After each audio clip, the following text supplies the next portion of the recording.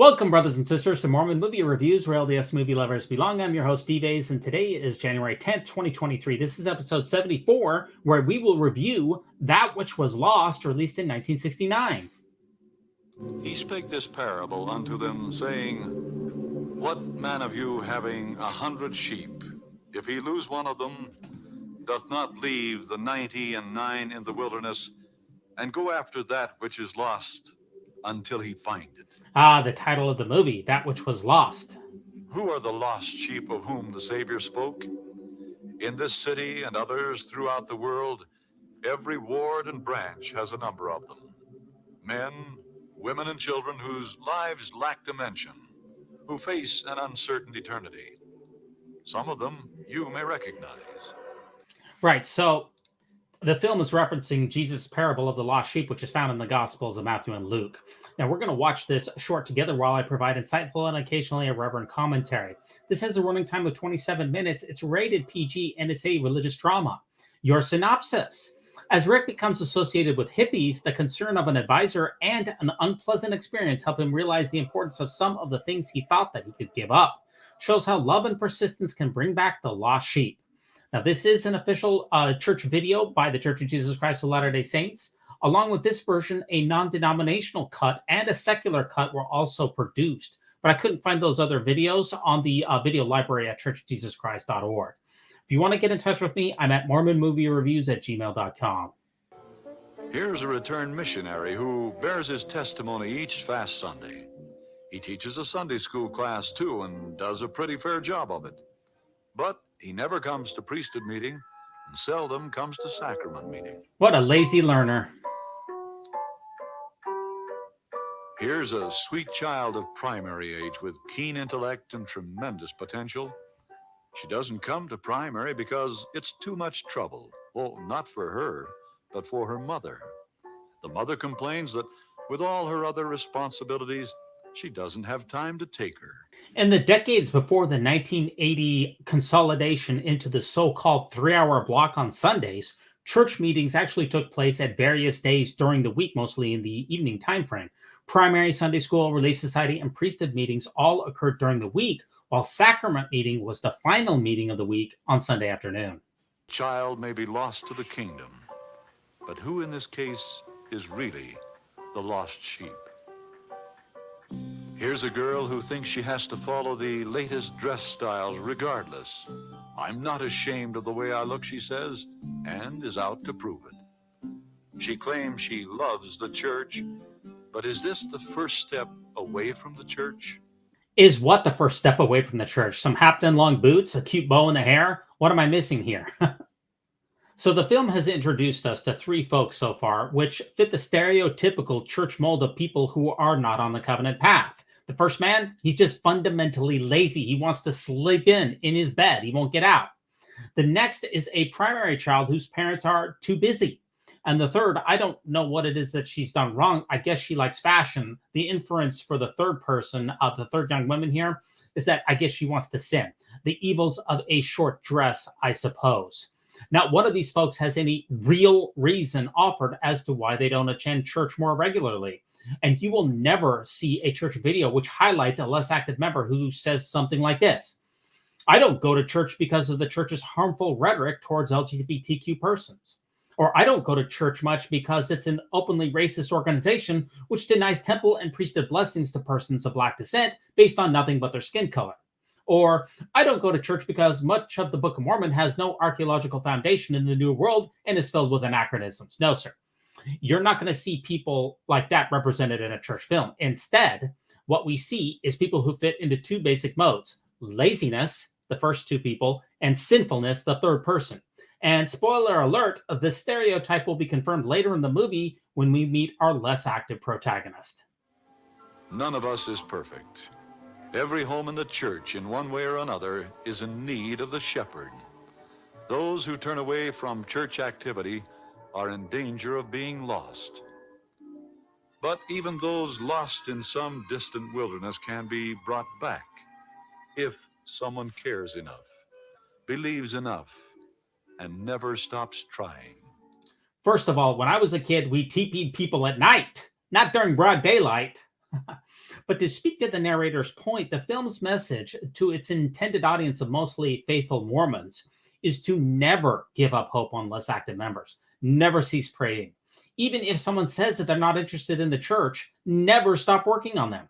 Now, I sometimes see messages of people on social media who complain that ministering teachers, missionaries, or ward members won't leave them alone, even though those persons, they don't want to have anything to do with the church.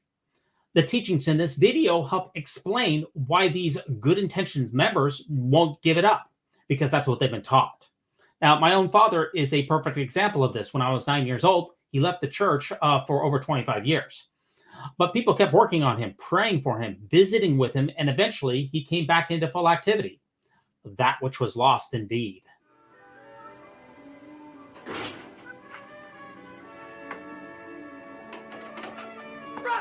Hey, you!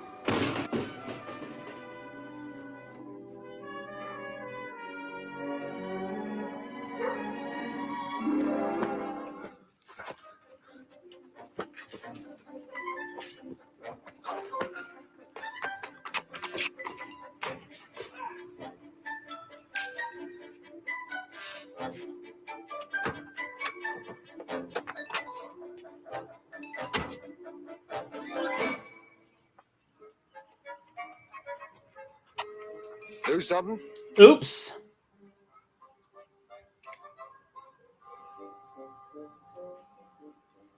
That was the first time I saw Rick, but certainly not the last. We just moved into the neighborhood, and I guess this was his way of welcoming us. It wasn't anything personal. It was the tree. Some trees you just can't resist. But I think I'll learn to. My day it was garbage cans. First time I had to clean up the mess, it was the last time I dumped a garbage can. My dad had ground me for a month if he knew about this. I bet your dad kicked up his heels a little when he was young. Not my father. He was never young.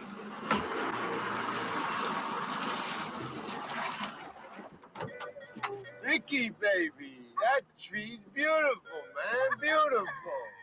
Who in the holy hell are these two hellraisers?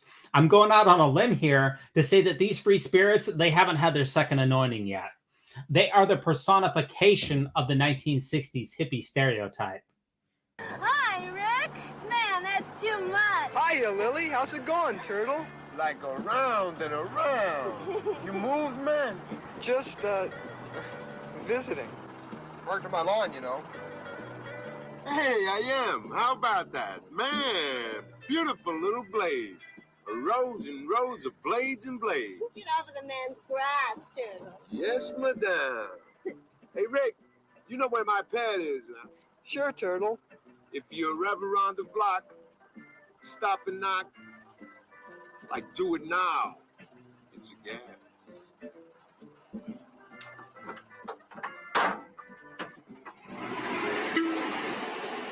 Remember, this short was produced by the Brigham Young University Motion Picture Studio. So how does BYU feel about late 1960s hippies? Well, I found this article in the Dialogue Journal, which I want to share with you at this time. This is quoting President of BYU, Ernest Wilkinson. He said, "We do not want on our campus any beetles, beatniks, or buzzards. We have on this campus scientists who are specialists in the control of these insects, beetles and beatniks and buzzards. Usually we use chemical or biological control methods, but often we just step on them to exterminate them. For biological specimens like students, we usually send them to the dean of students for the same kind of treatment." And later in this same journal, he said, "As to the dress standards of women, we don't want any go-go girls, nor their pseudo-sophisticated friends, nor will we tolerate any surfers." A surfer is someone who is sloppily clad, often in a t-shirt or shorts, and sometimes barefooted. So it is quite safe to say that the church has a dim view of Turtle and Lily, as evidenced by their wanton disregard for personal property. Remember, they drove their van directly onto Brother Webb's lawn, and they did not apologize for doing so, even when confronted about it. Who are your friends? Oh, I met him downtown. Turtle's kind of far out, but he's all right. In a way, he's a lot more honest than most people. I think you could use a bath. You sound just like my dad. What's wrong with your dad? Well, he's a doctor, see, and All my life, I've heard how hard he had to study to get into med school. Then you're afraid you won't make it, huh? Man, I don't want to make it. I don't want to be anything like him. So we've established Rick's dad as an official boogeyman in the film. The bishop called me to be a home teacher in our new ward, and this evening I was on my way to meet my families. I'm a convert to the church, and my wife Judy and I were brand new in the ward. But the ward was new too, and everyone had a job. Judy had been called to the primary, and I was called as priest quorum advisor. That's the male in charge of the 16 to 18-year-old young men in the congregation. Brother Baldwin, Yes. we're your new home teachers. Then bugger off! Oh, come in, come in. Oh, sorry. Never mind. I'm just leaving, but the family's home. Marge, son? Let's step down this way, brother. You have a beautiful home. Thank you. My name's Baldwin, Woodrow Baldwin. Sorry I can't stay, but you're welcome in my home anytime. I'm Larry Webb. This is Wayne Colton. Wayne, Hi. Fetch! come on down. Rick, these are our home teachers. Hi, Rick. You know each other? Sure. Rick helped me with a little yard work the other day. That's nice. Sorry I have to leave, but I have to make an appearance at a fundraising dinner. You know how these things go. Yes, I hope you like our ward. Well, I'm sure. You know, we've been divided 3 times. Once more, we'll have to start having Sunday school on Saturdays. You know what they say See with... if you can get him to do something about that hair. He won't listen to me. I'm supposed to be a respected man in this community. My only son looks as though I can't afford to buy him a haircut. Nice to have met you, Brother Webb. You a priest? Yeah. So Rick is a priest in the Aaronic priesthood. Well, what exactly is that? If you go to the church's official site and pull up priesthood organization, this is what you would see Rick doing on Sundays. Oftentimes you would see a priest blessing the sacrament. If you scroll down here to the priest's actual duties, the duties of a priest is a worthy young man may be ordained a priest when he is 16 years old. Priests have all the duties, rights, and powers, and the offices of deacon and teacher, plus some additional ones. A priest may baptize. He may also administer the sacrament. He may ordain other priests, teachers, and deacons. A priest may take charge of meetings when there is no Melchizedek priesthood holder present. He is to preach the gospel to those around him. So Rick is in a perfectly typical responsibility for his current age. You better shape up. I'm your new advisor.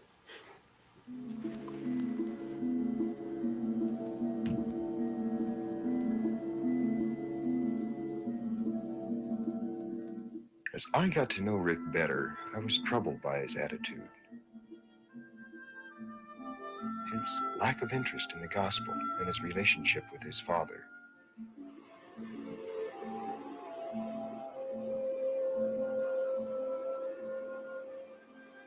I guess your dad's patients keep him pretty busy. Yeah. He's on a bunch of civic committees. You might say he's a wheel. I bet you're pretty proud of it. Oh, come on, Larry. Sorry, I guess that wasn't very honest. You know, it's surprising to me that Rick is calling Brother Webb by his first name. And it's also surprising that Larry is spending so much time alone with a 16-year-old boy. I'll tell you straight out. Dad and I, well, if we weren't related, I don't think we'd even be friends. I'm sorry to hear that. He has this little black book, see, and he runs his life by it. 8 o'clock hospital rounds, 9 o'clock be at the office, noon meet with the hospital board, 6 o'clock dinner, 7 o'clock. Well, that's how it goes. He sounds like a very organized person. Right down to the minute. Maybe he thinks he's doing the right thing for you. Yeah, sure. Mondays we have family night, 7 to 8. Just don't think of a question you want to ask 1 minute after 8. So Rick is referencing Family Home Evening, which was established back in 1915. However, it wasn't until around the time of this movie in 1970 when Church President Joseph Fielding Smith designated Monday night as the preferred time for Family Home Evening, asking local church units not to hold other church-related meetings or activities on that night. Don't be too tough on him. My sophomore year, I made the little black book. It was the annual Fathers and Sons banquet. I was on the honor roll that year. It's going to be a surprise for him. Only put it on the wrong page in his little black book, and the night of the banquet, he had to be someplace else. Have you ever told him how you feel? I've never been able to get another appointment.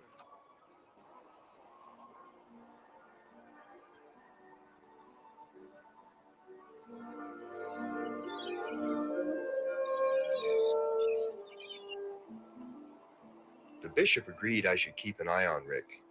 He needed to know that there was someone who accepted him without reservation, simply for being himself. It was a feeling he didn't get from his father. That's right. Larry accepts Rick simply for being himself. Oh, as long as Rick isn't gay, of course, but that goes without saying. Since I needed a physical for an insurance policy, it gave me an excuse to see Brother Baldwin. Everything seems to be fine, Brother Webb. Except your prostate is 7 times too large, but, you know, I'm sure that makes you popular with your wife. I'll fill this out and send it in for you. Sorry. Thank you, Doctor. Oh, doctor, doctor, doctor, doctor. You've got a fine boy. I've really enjoyed getting to know him. Rick's a good boy. Quiet, respectful. His hair's a little long. I've been disappointed in his grades. He started out to be quite a scholar, you know. But a mission will straighten him out. What if he doesn't want to go on a mission? What? Of course he'll go on a mission. I went on a mission. Yeah, everyone goes on a mission. Get with the program. I think if you talk with Rick, you'd find that he doesn't necessarily accept what you want for him. I talk to him, but he doesn't listen to me. You know, I was kind of a rebel myself, but I grew out of it. I've spent my life setting an example for him. He'll follow. I think it takes more than example. A little sharing of time, perhaps. Brother Webb, I'm sure you mean well, and I'm grateful for your friendship with my son. He never was one to confide in me. But you're way off base here. Now, if you'll excuse me, I have a waiting room full of patients. Just one more thing. We're having an outing for the priests and their fathers on the 16th. We'd like for you to be there. The 16th. I'm afraid I'm busy. That's the evening I'm scheduled to speak to the Chamber of Commerce. Could you make it any other time? Could you? Ooh.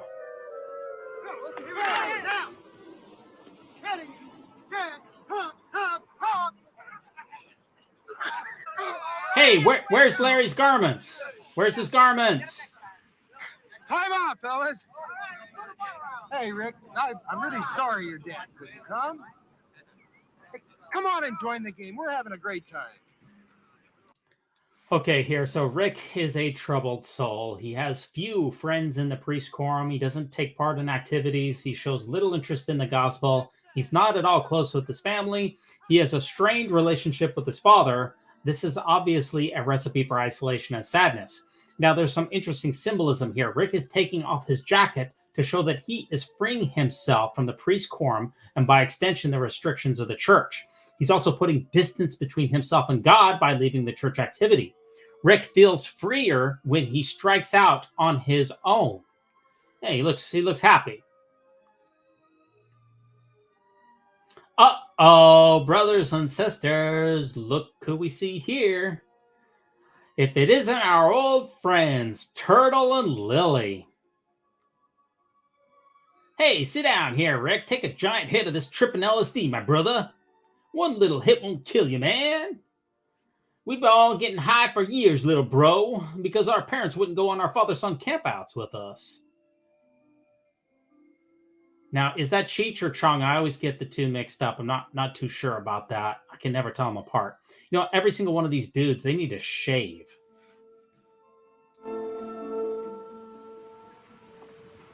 Hi, Rick. Bugger off, Larry. I've been trying to reach you on the phone. Oh. I've been busy. Well, can I talk to you for a minute? I'm going to meet a friend. Turtle? Yeah. Oh, yeah, my dad doesn't dig him either. So Rick here is slowly turning into an apostate hippie. He's hanging out on the beach. He's failing to return calls from his priesthood advisor. He's painting his car the same color as Turtle's van, and he's wearing beads. Look, I'm sorry about the other night. I was like a fifth wheel at that priesthood party. Well, I wondered what happened when you didn't show up for the food.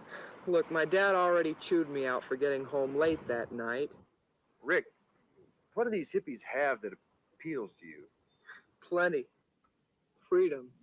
They've kicked the establishment. For example?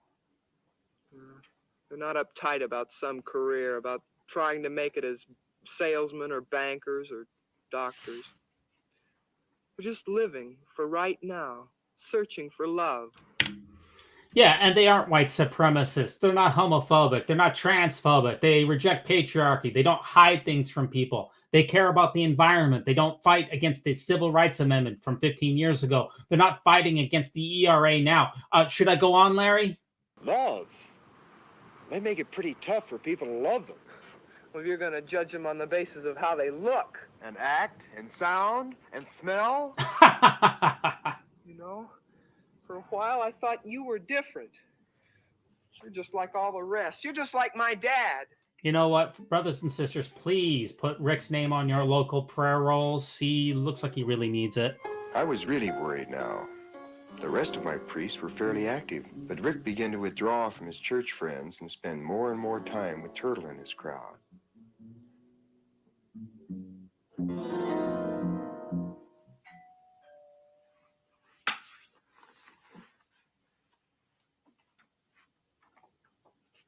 Why, Brother Baldwin, come in.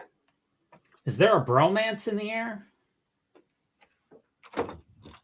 Won't you have a seat, Doctor? No, I can't stay, and I hate to bother you at this time of night. I was hoping. Is Rick here? I haven't seen him all day. As a matter of fact, he wasn't at priesthood meeting this morning. I know.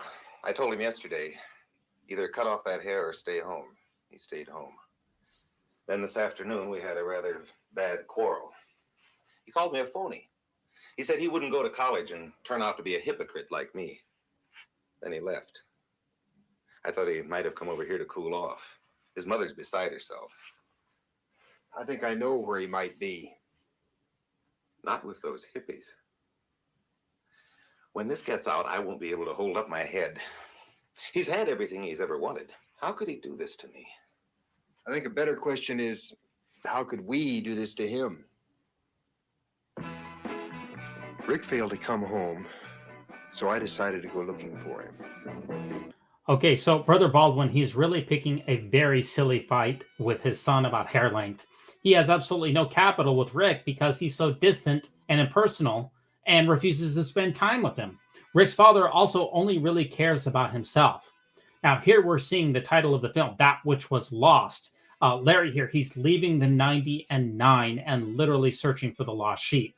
And this does not look like Happy Valley, Utah. That much is for sure. It kind of feels like Southern California to me. Now, here, Larry, aha! Looks like we found Turtle. This ought to get interesting. And, I think the only reason that Larry was able to find Rick is that he is filled with the spirit of discernment.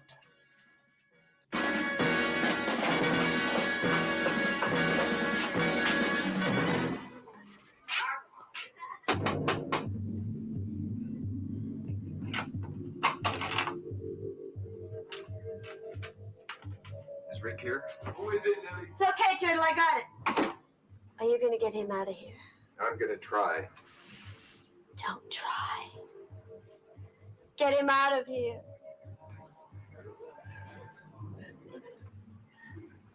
It's not too late for him. Is it too late for you, Lily? Me? I've been living like this since I was 14. I don't remember anything else. I don't want anything else. Not even a young women's medallion? A fix and a place to sleep. That's all I need. What's happened to you, Lily? Let me guess, it all started when Lily's father wanted her to cut her hair. What happened?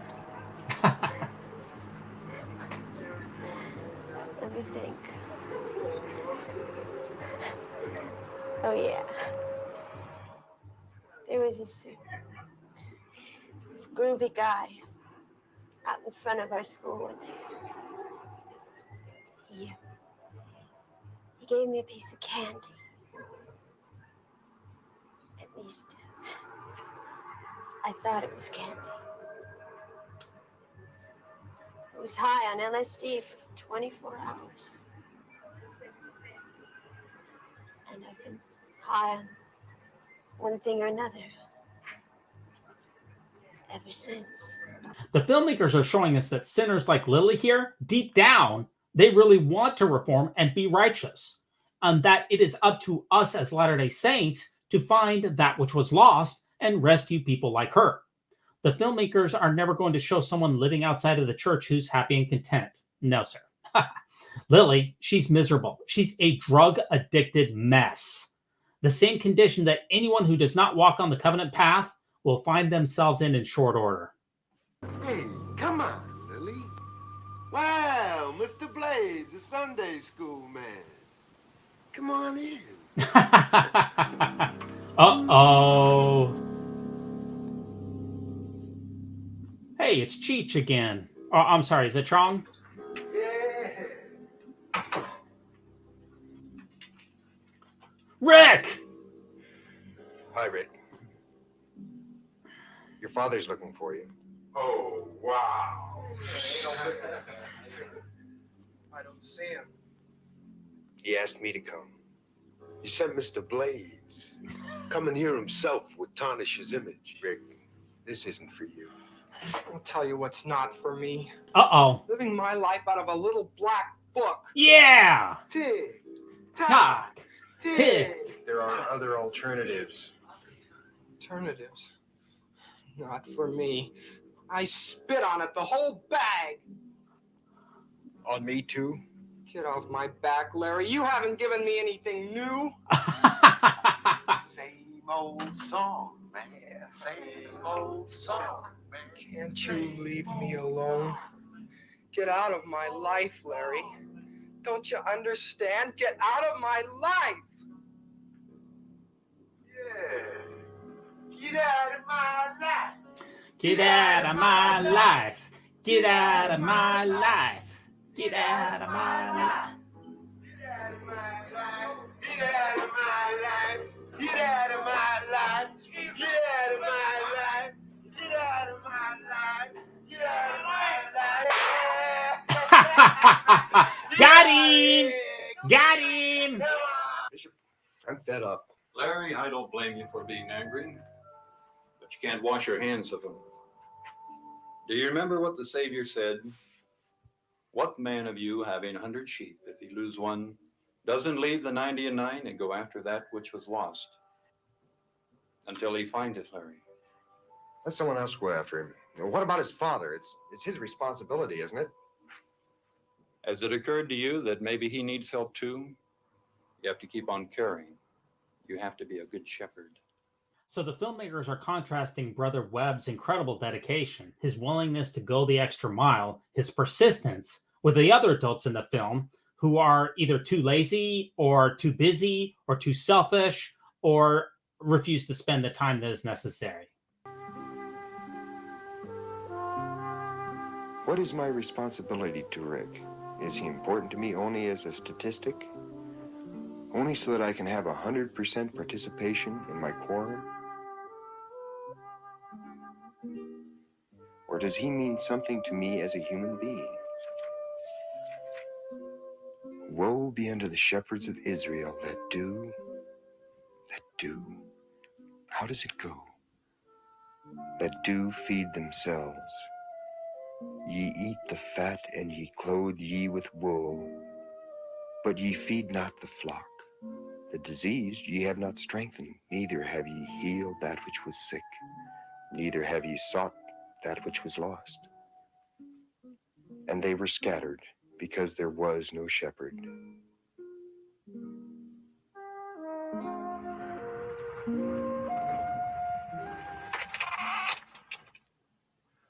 This is it. Larry, what am I going to do? That's up to you.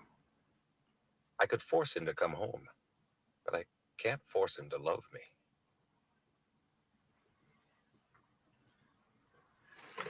why don't you wait here? If he'll come, I'll bring him. Thanks, Larry.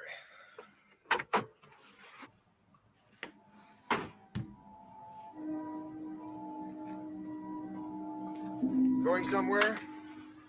Look, I told you to leave me alone. I can't, Rick. Then I'll fix it so you can. Where are you going?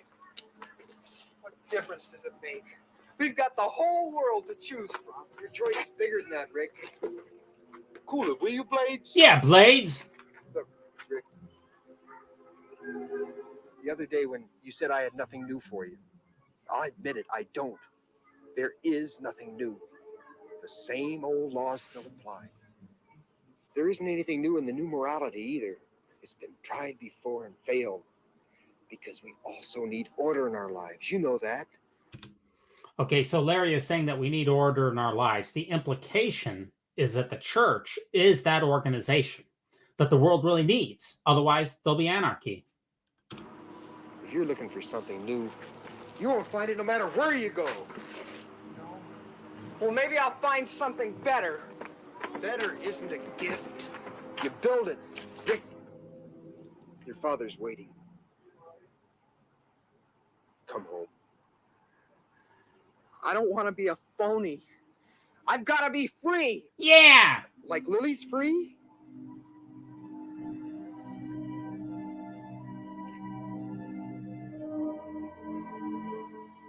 Look, man, bug off, will you?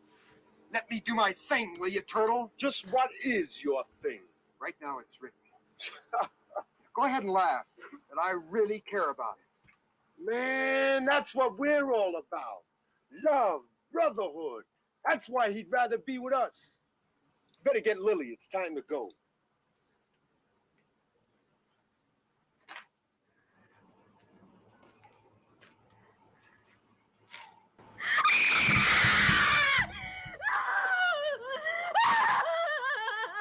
Wickedness never was happiness. You better get out of here fast. Really? That's right, run. Where's your concern now, your great love for your fellow man, huh? Ah, Rick, move it. You're not serious. You wouldn't leave her. You want to get busted? Wait. We can help her. We can get her to a hospital. It'll be okay. A hospital? Man, she's on snow. She's flying high. Now, I'm going to tell you one more time. Are you coming? Rick, the action's out there.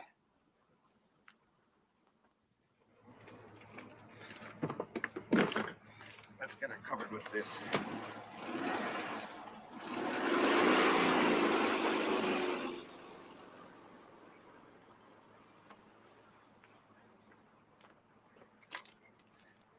Dad, you better get going. There'll be cops all over here in a minute. Good, then they can help us get her to the hospital. Dad, can you help her? Of course he can. It's time for a priesthood blessing, right? Let's pull out the consecrated oil, brethren. Rick, I think we can help her.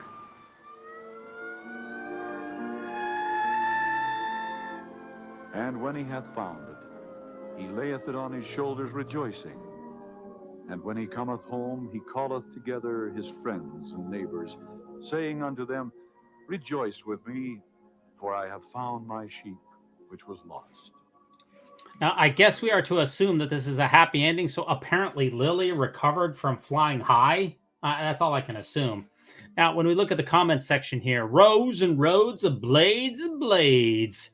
Thank you, Infants on Thrones, for pointing this one out. Not all hippies are far gone wild.